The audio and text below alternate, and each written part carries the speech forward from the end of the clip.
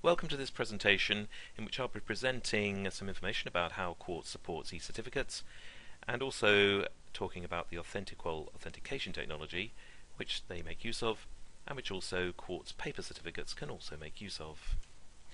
So what are we going to cover in this package? Well, we're going to explain what eCertificates are and talk a bit about their benefits. We're going to explain how the AuthentiQual authentication process works for both paper and eCertificates. We're going to describe how to set up eCertificate background images. These are the images which substitute for the pre-printed information that would typically be on a paper certificate, the logos and other information. And then we're going to describe how you turn on eCertificate generation and eCertificate access for specific center, program or course and qualification combinations. We're going to demonstrate briefly the center's experience for obtaining eCertificates. That is how a center administrator or some other authorized person within a center can download eCertificates from Quartz Web. And when they do that, a range of information is recorded on Quartz, and we'll also be looking at that. So, what are eCertificates? Well, eCertificates are PDF documents. They look a bit like ordinary certificates, of course, and they contain three important components. The normal overprint text, that is the information about who has achieved what qualification. The black and white information that's typically printed onto pre-printed certificate paper. They always contain an AuthentiQual 2D barcode. That's used for authenticating the certificate, whether it be on paper, actually, or an eCertificate, and one or more background images which substitute for the pre-printed text, logos, etc., found on traditional certificate paper. Well, what are the benefits of eCertificates? Well, they are a modern adjunct to paper certificates. They're not a substitute for paper certificates, not yet anyway. Most learners still expect a paper certificate, but it does fulfill the growing expectation among learners that they will also have access to an electronic form of their achievement. For centres, it also provides an online source of evidence for drawing down funding. They can be revoked centrally. If a certificate ceases to be valid, it can be revoked, and any attempt to authenticate it thereafter will demonstrate that it is no longer valid. And that authentication process, that is instant and can be available 24 hours a day. And indeed, the eCertificates themselves can be emailed to employers, educational institutions, and so on, without any risk of forgery. Well, how does that authentication process work? Well, it uses the AuthentiQual QR codes. That's these 2D barcodes that you see all over the place these days.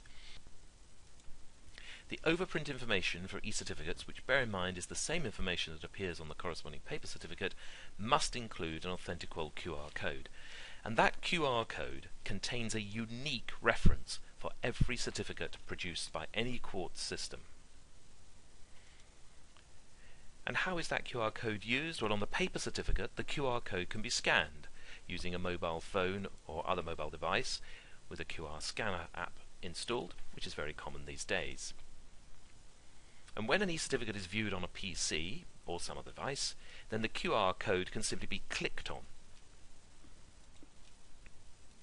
So what does the process look like? An electronic certificate, shown at the top here, has a QR code on it, which can either be clicked or scanned, just as the QR code, as shown at the bottom here, can be scanned on paper. Either way, a user scanning or clicking on the QR code is taken to the AuthentiQual.com site, where they will find definitive information about the validity and authenticity of that certificate. AuthentiQual.com provides authoritative authentication and verification information, and it's available 24 hours a day online. What about the construction of eCertificates? How are they made up? Well, the first element is the normal overprint information which appears on the paper certificate, and crucially always including an AuthentiQual QR code, which can appear anywhere on the certificate, shown here in the top right hand corner. These are combined with one or more background images which correspond to the pre-printed information, the logos and so on, which you would find on certificate paper. Bringing these together produces the fully formatted eCertificate. How do we prepare for eCertificate generation within Quartz? The process begins with creating background images for the first and, if required, subsequent sections or pages for each and every type of certificate. Those images need to be imported into Quartz as documents with their type and subtype set specifically so that Quartz knows they are eCertificate backgrounds, and indeed setting that up that way is all that's needed to cause Quartz to start generating eCertificates. But in the first instance it will not make them available to centers. Making them available to centers uses a new web function profile so that eCertificates be made available selectively to certain centers or even just certain combinations of certain centers and certain qualifications.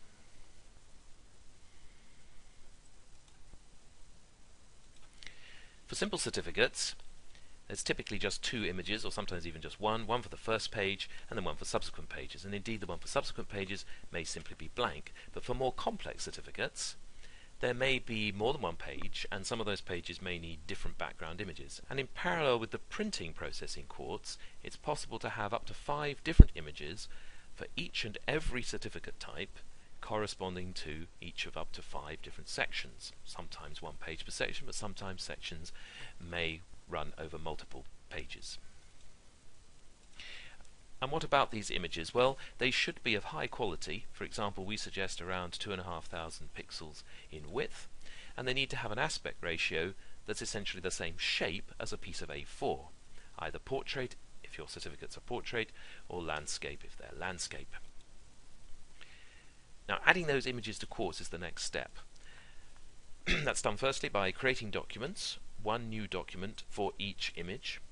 The image is uploaded to the new document, usually through drag and drop, and then the document type and subtype are set to indicate to Quartz that this is a eCertificate background, and also to tell Quartz whether this is an image to be used for the first page, second page, third page, etc., or first section, second section, third section, etc.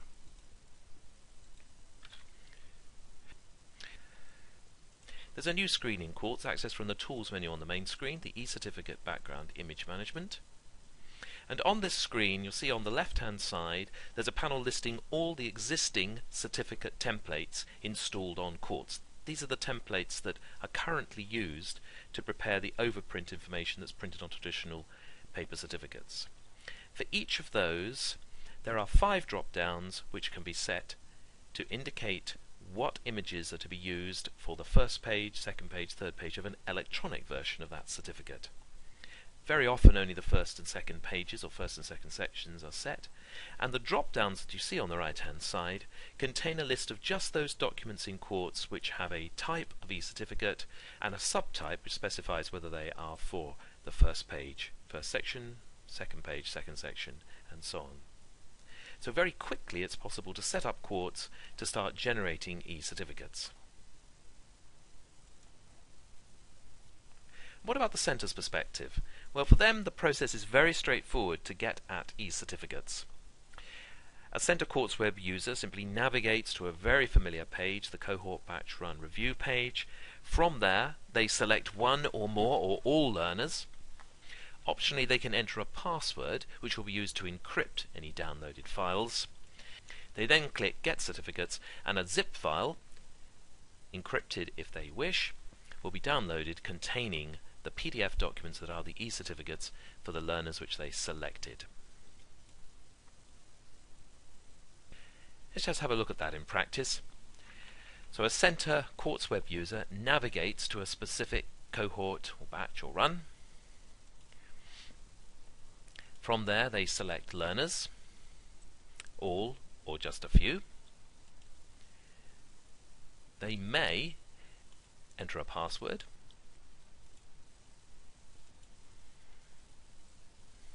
and then when they click Get Certificates,